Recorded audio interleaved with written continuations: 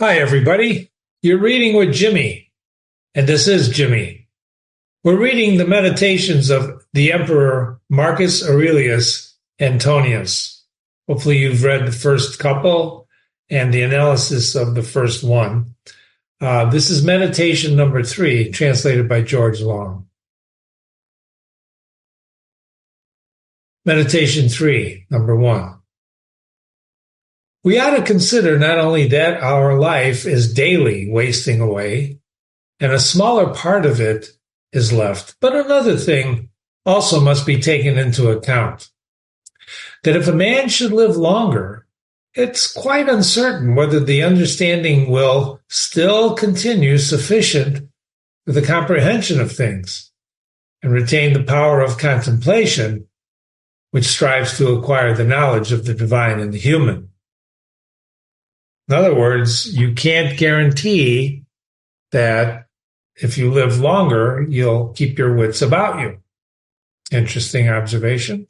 For if he shall begin to fall into dotage is the period of life in which a person is old and weak, perspiration, nutrition, and imagination and appetite, and whatever else there is of the kind will not fail. But the power of making use of ourselves and filling up the measure of our duty and clearly separating all appearances and considering whether a man should now depart from life and whatever else of the kind of absolutely requires a disciplined reason, all of this is already extinguished. In other words, if you get older and start losing it. And then he says, we must make haste then, not only because we are daily nearer to death, but also because the conception of things and the understanding of them cease first. Aha. That's a great observation, isn't it? We must make haste then, not only because we are daily nearer to death, but also because the conception of things and the understanding of them cease first. Isn't that, I just remember he's a warrior, right? He's the emperor. He fights on the battleground, kills a lot of barbarians, and yet he makes this wonderful observation, I think. Number 2, we ought to observe also that even the things which follow, I got a few emails asking me on these meditations, does he write these successively or does he take breaks in between? And the answer is that it really doesn't matter whether he takes breaks or just writes consecutively. My opinion is you can't just sit down and pour all this out, but I could be wrong. But the fact is that once he pours it out, you can go back and reread it, as he did probably, and then he can continue his thoughts. We ought to observe also connecting you to that whole first observation we just did, that even the things which follow after the things which are produced according to nature contain something pleasing and attractive. For instance, when bread is baked, some parts are split at the surface. These parts, which thus open and have a certain fashion contrary to the purpose of the baker's art, are beautiful in a manner, and in a particular way excite a desire for eating. Can you just feel the bread coming out of the oven and cracking at the top and having a crusty little split at the top? Can you taste it? Can you see it? And again, figs, when they are quite ripe, gape open. And in the ripe olives, the very circumstance of their being nearer to rottenness adds a particular beauty to the fruit. And the ears of corn bending down, and the lion's eyebrows, and the foam which flows from the mouth of wild boars, and many other things, though they are far from being beautiful if a man should examine them severally, still, because they are consequent upon the things which are formed by nature, help to adorn them, and they please the mind.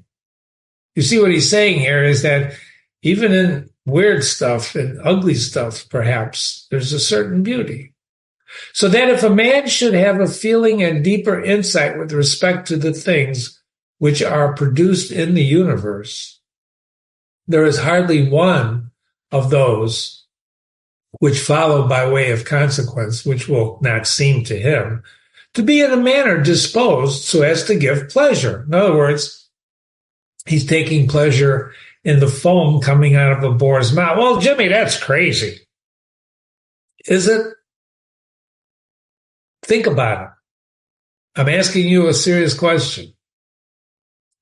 Did you ever see a wild boar? I didn't, except in movies. Home from the Hill was a great, great movie with Robert Mitchum. And Robert Mitchum goes out boar hunting. It's an interesting movie if you get a chance to see it. But I never saw a wild boar or a mad dog. Okay, I never did. On the other hand, he's saying that he could see a certain connection to nature in these things here, a ripe olive. And so he will see even the real gaping jaws of wild beasts with no less pleasure than those which painters and sculptors show by imitation. And in an old woman and an old man, who's he? Who's he? He, man, woman, the universal man, woman, will be able to see a certain maturity and comeliness.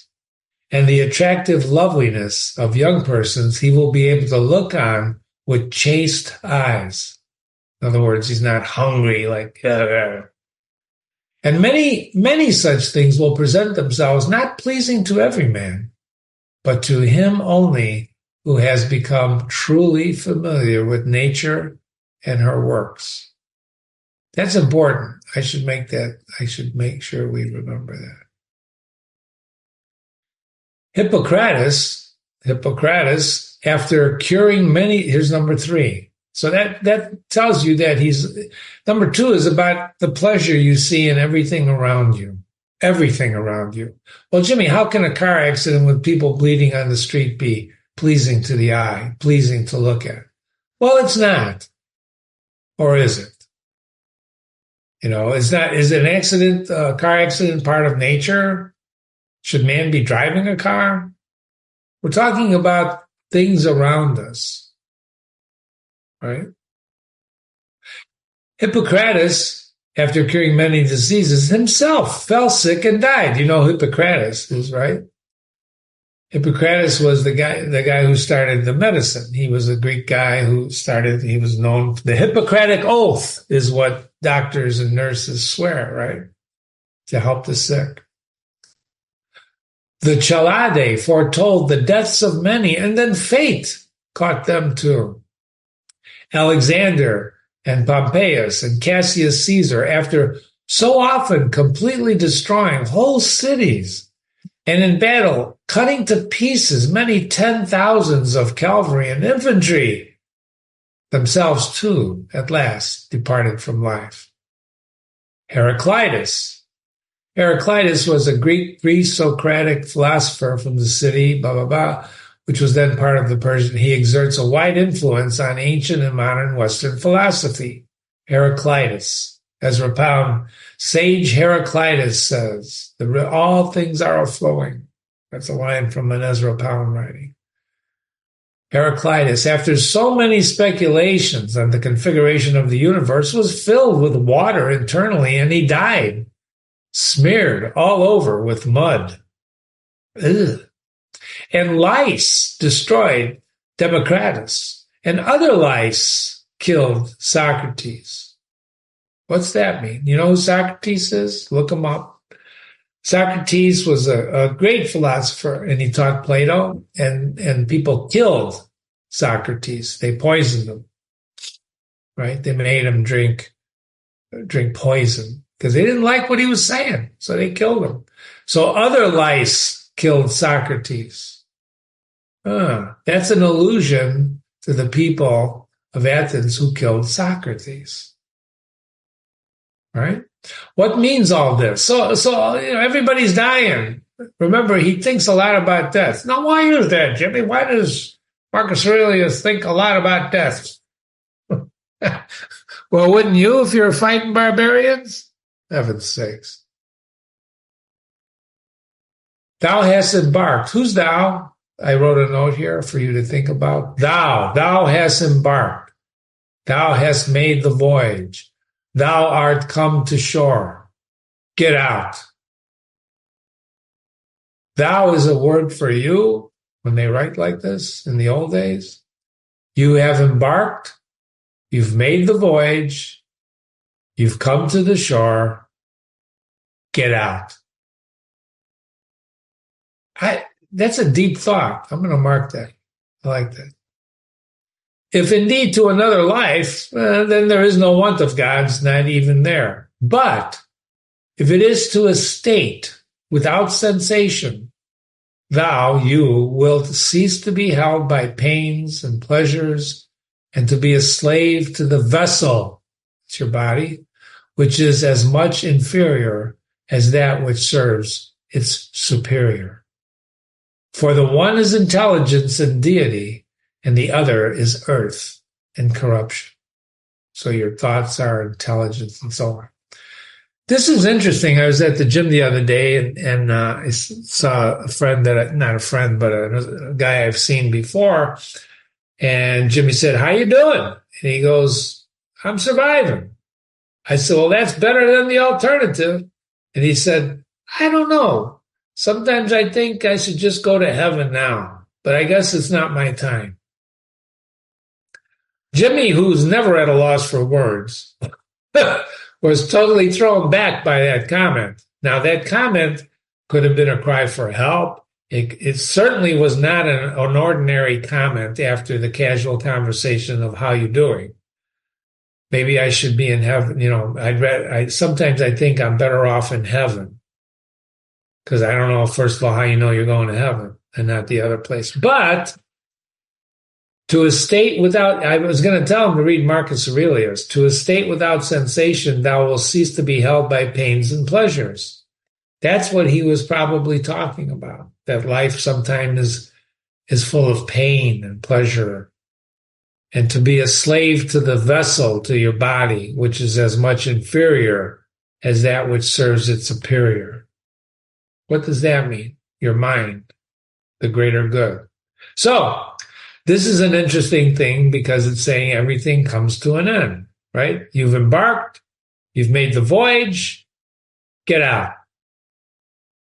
Number 4, do not waste the remainder of thy life in thoughts about others. I could just see Marcus Aurelius writing this, if you can walk with me on this for a moment. I could imagine Marcus Aurelius writing this as he himself just wasted thoughts about others. So he's telling himself, do not waste the remainder of thy life in thoughts about others, when thou dost not refer thy thoughts to some object of common utility. Quit thinking about other people and worry about what you got to do.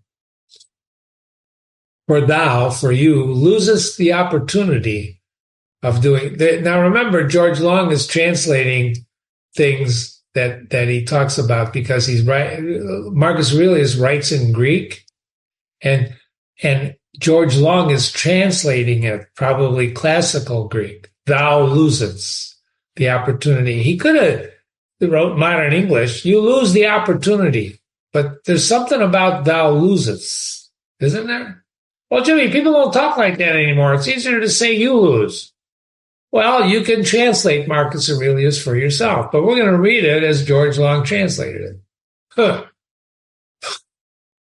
For thou losest the opportunity of doing something else when thou hast such thoughts as these.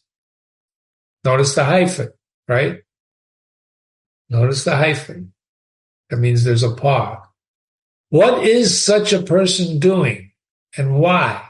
And what is he saying? And what is he thinking of? And what is he contriving? And whatever else of the kind makes us wander away from the observation of our own ruling power. Just get distracted. We ought then to check in the series of our thoughts everything that is without a purpose and useless. But most of all, the over-curious feeling and the malignant. In other words, we got to bring our thoughts into check. And a man should use himself to think of those things only about which, if one should suddenly ask, what hast thou now in thy thoughts? With perfect openness, that thou mightst immediately answer this or that. In other words, whatever you're thinking of is, if somebody says, penny for your thoughts, you should never be ashamed or afraid to say what the hell you're thinking. How many people do that? How many people, if you could open up their skulls and have glass heads and you could see their thoughts, what would you think of them? Well, sometimes when you're thinking what you're thinking and you realize, what if people can see what I'm thinking or hear what I'm thinking? What would they think of me? It reminds me of that stupid Bette Midler movie.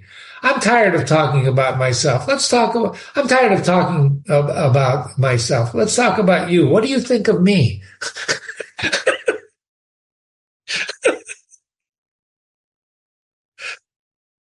Imagine if you were thinking about something and somebody says, what are you thinking about? How often do you hear nothing? But it was obviously something. So that from thy words it should be plain that everything in thee is simple and benevolent and such as benefits a social animal and not, I can't wait to get even. And one that cares not for thoughts about pleasure or sensual enjoyments at all, nor has any rivalry or envy or suspicion or anything else for which thou wouldst blush, be ashamed, if thou should say that thou had it in thy mind. This is very important, right? And you're going to say, well, Jimmy, that sounds like Marcus Aurelius was a pretty dull guy. He didn't like excitement. He didn't like sex. He didn't like football. Well, I don't know about that. Do you? If you're watching a sports game, that guy should have caught that, right? You get pissed off.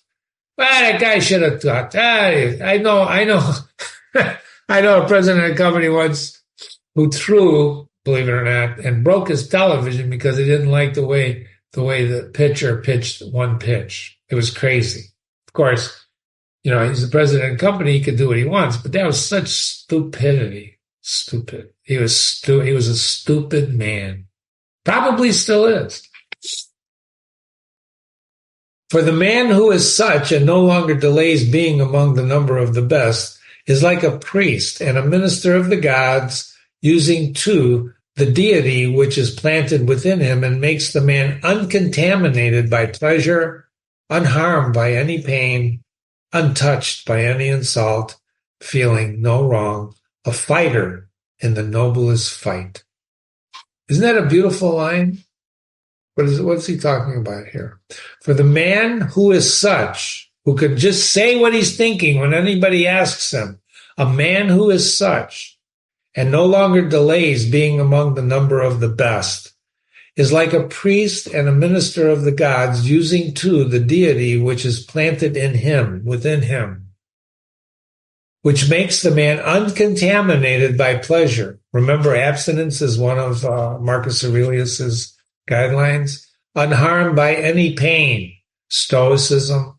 Untouched by any insult, is never insulted. He feels no wrong, but he's a fighter in the noblest fight, one who cannot be overpowered by any passion. Died deep with justice. Jesus, this is beautiful writing. George Long, thank you. Died deep with justice. I don't know I've met a lot of people in my time. I don't know if I could say that about anybody, that they're died deep with justice. Accepting with all his soul, everything which happens and is assigned to him as his portion. And not often, nor yet without great necessity and for general interest, imagining what another says or does or thinks. For it is only what belongs to himself that he makes the matter for his activity. And he constantly thinks of that which is allotted to himself out of the sum of total things, and he makes his own acts fair, and he is persuaded that his own portion is good. In other words, he's not a nosy Nelly. Doesn't worry about the Joneses next door. He's worried about what he's got, his tasks. For the lot, which is assigned to each man, is carried along with him and carries him along with it. What is the lot? For the lot, which is assigned to each man, your fate, your destiny, your thing, right, is carried along with him and carries him along with it. Let me put it in some religious terms. Jesus didn't just carry the cross carried Jesus. Jimmy, that's crazy. He was carrying the cross. I'm using a Christian analogy, right? And every movie you saw Jesus carrying the cross. That's not what Marcus Aurelius is saying. The lot which is assigned to each man, Jesus' lot was to die on the cross, is carried along with him. And that lot carries him along with it. You are one with your lot. Your lot is you, and you are your lot. The Beatles had a goofy song, I am he, and he is me, and you are me, and we are all together. You remember that? The lot, your fate, your destiny, your purpose carries you along with it. And he remembers also that every rational animal is his kinsman, and that to care for all men is according to man's nature. And a man should hold on to the opinion, not of all, but of those only who confessedly live according to nature. In other words, don't believe everybody. Your opinion is a big word in Marcus Aurelius. And opinions are like, you know what? The football player said, everybody's got one, right? Your butt. So don't hold on to the opinions of all, but only to those who live according to nature. Well, what the hell does that mean, Jimmy? What is living according to nature? Well, that's why you're reading the Meditations. It's living according to nature, not against nature, right? Nature is not like what he was talking about earlier with the boar's, right? The boar's spit coming out of his mouth. Nature. Now, that doesn't mean take off your clothes and run naked. It means living according to being a human being. But as to those who live not so, he always bears in mind what kind of men they are. So if you run across somebody who's not living according to nature, you think about that these men are both at home and from home, both by night and day, and what they are and with what men they live in an impure life. It says that's why you don't listen to everybody. Not everybody has the right opinion. Accordingly, he does not value at all the praise which comes from such men, since they are not even satisfied with themselves. Ladies and gentlemen, I cannot tell you the profound insight of that last sentence. I'm going to read it one more time. Accordingly, the man, right, who worries about it and lives according to himself and not the people who ignore nature, he does not value at all the praise which comes from such men, since they are not even satisfied with themselves. What does that mean to be satisfied with yourself? Are you satisfied with yourself? Did you ever chide yourself for what you just did? How can I do that? I was so stupid. We're all stupid at one point in our life, aren't we? Have you been? Or have you led a non-stupid life all the time? I don't believe you. Send me an email, jimmy@readingwithjimmy.com, if you've never done anything stupid. Especially when you're growing up, you do stupid things. But in this case, they're not satisfied with themselves, such men. Now, men, you're going to say, well, what about the women? He's using men in the universal sense. Men means women too here. Can we accept that? Will you work with me on this? This is a great passage. Really, really profound. Number 5, Labor not unwillingly, nor without regard to the common interest, nor without due consideration, nor with distraction. Nor let studied ornament set off thy thoughts, and be not either a man of many words or busy about too many things. So don't be a man of many words or too busy with too many. I'm too busy. I worked for a guy once in one of my first jobs when I left teaching. I was a copywriter, and my boss, I did a big project in record. They never saw a guy move so fast. I was very proficient, efficient. I had learned my trade very well, writing dissertations for $1 a page. That's another story. But I walked in with my first assignment. It was like a 30-page brochure, 8.5, 17 that unfolded. It was a direct mail piece. And I walked in there and say, I'm done. That was like after a week after I got the project. And he closed the door and he says, you can never tell people how easy this is for us. He was also an English major. But then one of his sayings that he used to say is, why use 10 words when 100 will do? Which is the exact opposite of what Marcus Aurelius is telling us. Let's be simple, right? Although direct mail people write long copy. That's another story. And further, let the deity which is in thee be the guardian of a living being, manly and of ripe age, and engaged in matter political, and a Roman and a ruler, who has taken his post like a man waiting for a signal which summons him from life, and ready to go, having need neither an oath nor of any man's testimony. I think he's talking to himself here, ladies and gentlemen.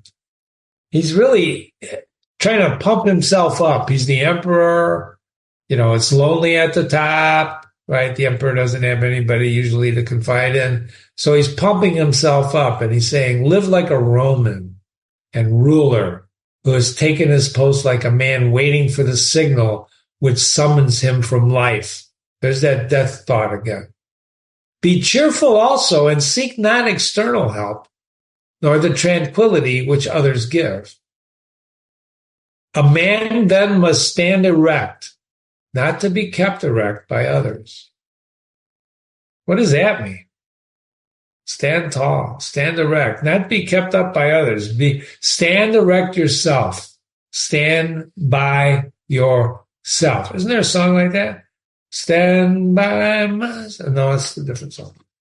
If thou findest in human life anything better than justice, truth, temperance, fortitude, and in a word, anything better than thy own mind's self-satisfaction in the things which it enables thee to do according to right reason, and in the condition that it is assigned to thee without thy own choice. If I say, thou seest anything better than this, turn to it with all thy soul, and enjoy that which thou hast found to be the best. So he's basically, if you can find anything better than these things I just mentioned, go for it. But, I love this writing, don't you? But, if nothing appears to be better than the deity which is planted in thee, obviously he believes there's inside of us, our soul, there's God and deity. There's something powerful inside of us. Something greater than ourselves is in us, in all human beings, whatever that is. Well, Jimmy, I don't believe that. I think that's bull. Well, you're entitled to your belief, but remember what we're doing here is we're reading Marcus Aurelius. We're reading the classics. This is a classic. And we have to try to understand this from his point of view. He believes this. Now, you might not believe it, but I'm just telling you, you should believe it when you read this. And maybe, just maybe, you're going to realize that this guy is right. Well, Jimmy, I'm going to quit right here. That's your right. You have a right to stop reading with Jimmy, but I wouldn't. Why? What if you're wrong? What if you have inside of yourself what he's talking about. A soul, something greater than yourself, something powerful, something good. What if you have that? Well, if you leave now, you'll never know. So let's continue. But if something appears to be better than the deity which is planted in thee, which has subjected itself to all thy appetites and carefully examines all the impressions, and as Socrates said, has detached itself from the persuasions of senses, of the sense, and has submitted itself to the gods and cares for mankind. If thou findest everything else smaller and of less value than this, give place to nothing else. For if thou dost once diverge and incline to it, thou wilt no longer without distraction be able to give the preference to that good thing, which is thy proper possession and thy own. For it is not right that anything of any other kind, such as praise from the many, or power, or enjoyment of pleasure, should come into competition with that which is rationally and politically or practically good. In other words, whatever's good, nothing should come in between you and the goodness of who you are. Nothing. Nothing. Not praise from people, power. Some people like to be flattered. Oh. Notice the brackets. This is George putting this in here. He thinks we need this in here. I read it without it. Or did I read it without it? With that which is rationally and politically good. Now, he put it in brackets because he thinks maybe this word, politically, means practically. Either way, it works. You see what he's saying? All these things, even though they may seem to adapt themselves to the better things, that's George, adapt themselves in a small degree, obtain the superiority all at once, and they carry us away. All of these things, what things? Praise from people, power. Have you ever studied power? I think we're going to do an analysis of some of the thoughts of this guy. But power corrupts. You know this, right? Have you studied power? Jimmy studied power his whole life. Something happens. Some people take a power pill. I'm being facetious. There's no power pill. But they seem to swallow power, and the next thing you know, their whole personality changes. Now, if you've never seen that, if you don't know what the hell I'm talking about, that's okay. You will. But if you have seen it, and if you're in the working world, you definitely have seen it if you're an observer of humans. Something happens when you get power. You abuse people more. I'm telling you, it's true. And he basically says, and they carry us away. But do thou, I say, simply and freely, choose the better and hold to it. But that which is useful is better. Well then, if it is useful to thee as a rational being, keep to it. But if it is only useful to thee as an animal, say so, and maintain thy judgment without arrogance. Only take care that thou makest the inquiry by a sure method. In other words, this is a wonderful way of saying, pay attention to the rational part of you and not your animal nature. So Sigmund Freud was a great guy. He had the ego. And I think we may have talked about this in other analysis, and the superego. He defined what's inside of us, what Marcus talks about, the deity, the soul, whatever, the thing that guides people, their minds, ego, id, and superego, right? The id is the wild nature, the animal. The superego is what balances the ego. This is the animal, this is the rational, and then the superego kind of balances everything together. By the way, if you had never read Marcus Aurelius and you studied Freud, you think Freud is the only guy who invents this. But it's not. He actually took a lot from the Greeks. Oedipus complex. Oedipus was a play. We're going to read that. In any case, Be careful, because only take care that thou makest the inquiry by a sure method. Make sure you're not being swayed with the wrong things. That's sound advice. Oh, look it down here, ladies and gentlemen. Oh my gosh. The id is the inherited part of the personality. The ego is who you are, or self, and the superego is governed by morals and science, so it balances those. When Marcus Aurelius refers to the deity, which is planted in thee, he's talking about the inherent reason and potential for virtue within every human being, a concept of Stoic philosophy. I'm going to call it the soul. That's the deity. That's within you. It's this thing in you, this power in you, it's not a creature in you like Alien. It's not going to come out of your stomach. It's something in all of us, if we can find it. Or maybe it grows in there. We don't know. It represents the divine spark, rational mind that allows us to live in accordance with nature and make ethical choices, essentially meaning our own inner capacity for goodness and wisdom. Some call it the soul of a person. Jimmy calls it the soul of a person. That's what he's talking about in here, to be guided by your soul, which these things up here, power, praise, enjoyment of pleasure, they corrupt the soul.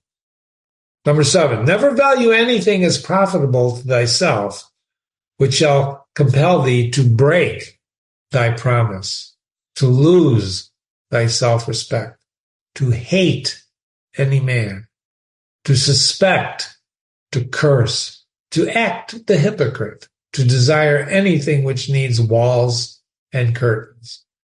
Never value anything as profitable to you, which compels you to break your promise. I want you to think about this. This is critical to living. Never break your promise. Never value anything as profitable to you if it means you got to break your promise. This is unbelievable. To lose your self-respect. Have you done that? Have you lost your self-respect? If you lose your self-respect, how do you gain it back? Can you gain it back? What does that mean to lose? I've never lost my self-respect, Jimmy. Well, do you have self-respect? Do you respect yourself? To hate any man, to suspect, curse, or act the hypocrite, to desire anything which needs walls or curtains.